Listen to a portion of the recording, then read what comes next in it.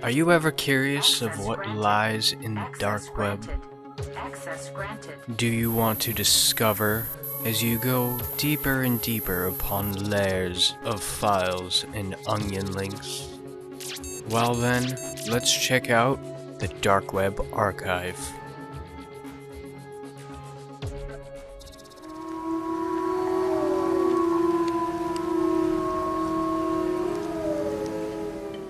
Case file number 2, Dogman/Civilian, number 0819.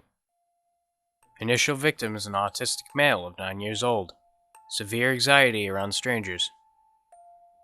Communicative abilities restricted to barely legible writing in a large diary.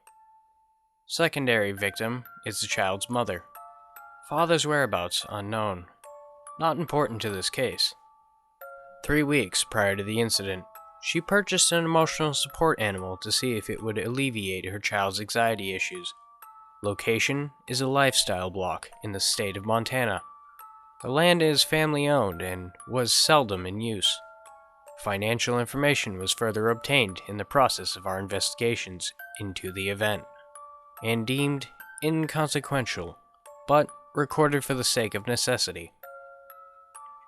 The initial victim was content to be left alone, but according to the counseling adhered to by the mother, she felt this would hamper the social development of the child. Records from these counseling sessions indicated that the counselor would explain that, due to the levels of anxiety the child exhibits in social situations, there would be little chance for future development. The counselor did gently coax the mother into acquiring an emotional support animal that the child might feel bonded to. Given the location where they lived, the dog was suggested. According to the audio from the nanny cam footage, the bonding process was a success, with the initial victim showing some self-confidence, even looking his mother directly in her eyes. The dog was well trained and didn't react to the extreme emotions exhibited in the lounge area. 3 weeks later, the mother could be seen running into the lounge. The time was quite late, judging by the lack of light outside the windows. Blood could be seen on her clothing. Judging by her walls and screams, the child was dead, mauled by some animal. Clutched tightly in her hand is the cordless phone from her house. While the phone line was disconnected, the microphone still worked, and the hard drive in the base was still recording. The mother was aware the phone lines weren't working, and she could hear scraping movement upstairs. This was confirmed via the recordings acquired. She was then seen rushing to a window, and she looked out in shock. After significant alterations of the video recording, a lupine humanoid cryptid, known commonly as a Dogman, was seen skulking at the edge of the camera range. Presumably seeing this, the mother backed away, and turned as a canine head peered around the corner. Nearly hitting its head on the doorframe indicated that it was not of a standard height of any known dog breeds. It stalked into the room on its hind legs. The coloration looks like the emotional support animal previously mentioned. The parts of the fur seemed matted down, likely with blood. The third Dogman also entered, but was on all fours. Judging by the gait, it seemed unsure of its place.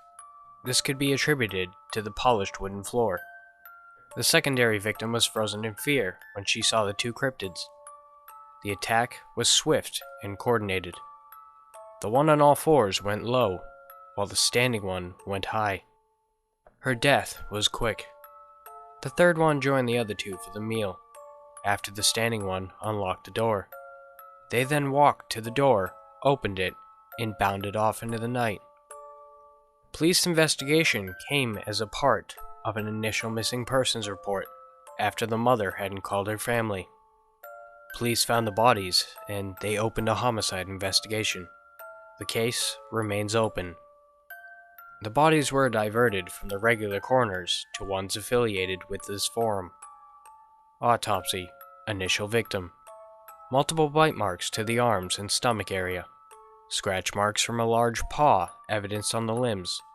Microtumors located within the brain which could indicate the autism and social anxiety problems. Secondary victim.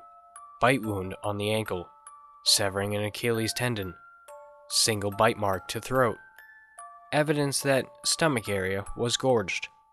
Missing organs include ovaries, kidneys, uterus, stomach, pancreas, liver, 95% of the intestines. Secondary investigation, our primary one. Scouring the nanny cam footage shows in the weeks leading up to the attack, movement could be seen during the day of the emotional support animal.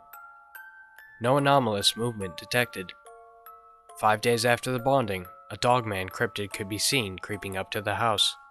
The emotional support animal stood up and walked over to the wall, opposite of where the Dogman crawled to. The ESA stood there for several minutes until the Dogman cryptid crept away. The initial victim just watched his ESA stood at the wall, while the initial victim is normally next to the ESA at all times, even during sleep. The movement at the edge of the nannycam view resumed until the night of the attack. Movement in the peripheral showed 2 Dogmen approach the house, one skulking at the edge of the light on all fours, while the other ran to the side. Screams could be heard from a location suspected to be the child's bedroom. Soon, the mother could be seen entering the lounge, in the state previously described. Several journals were taken as evidence in the initial investigation. Upon discovery of the contents within, they were switched with duplicates, with explicit mentions of dogs being removed. The mother made note of several minor incidents, where her child would stand at the window and look into the forest. When she asked if he would like to go for a walk in there, he refused violently. As soon as she mentioned that they wouldn't walk there, the child immediately stopped and hugged his mother. Judging by the descriptions in the following incidents, it appeared to the same location the ESA would stand when the Dogman approached. The mother advised, when she did some basic yard work, that she always felt trepidation when she looked to the forest area, like there was someone watching her. She tried to muster the courage to go look for herself, but didn't want to risk leaving her child alone. The journals of the boy seemed nonsensical, but after multiple encounters with children on the spectrum, certain clues were common along all of them. These journals were able to get upgraded to their standards of language. The initial victim was aware of the cryptid presence. When he would see the Dogman standing outside his window, he would scream for his mother, causing the cryptid to flee. This happened for about 2 years. One day, while he was walking around the backyard, within view of his mother, he felt the Dogman approach. Its claw snagged his shorts and started to drag him away, but his mother fortunately spotted her child disappear from view. When she approached the Dogman, it ran, leaving the child behind. What people would find the most chilling is the next day the ESA stood near the cryptid. Was referenced in the book of the initial victim. Doggy was wrong. Looked like doggy, but not doggy. Ma, not no doggy wrong. Doggy looks at me like the bad thing at times. It is surmised that the ESA was turned into a Dogman through unknown means, as 3 Dogmen were seen running from the house. The ESA Dogman was able to use his paw to turn the lock. By hooking the key between his toes, the handle was easier to manage. Details on the cryptid, Dogman. Dogman is of a common cryptid type, the anthropomorphic animal. While it doesn't have full human features, it is able to walk on hind legs for extended periods of time, and displays near-human intelligence, significantly weaker than the more supernatural Wendigo or Skinwalker. Regularly available firearms are enough to kill a Dogman. Reports indicate that upon death, Dogmen revert to their more basic canine form. Thank you guys so much for watching. Don't forget to like, comment, subscribe, and hit that bell notification.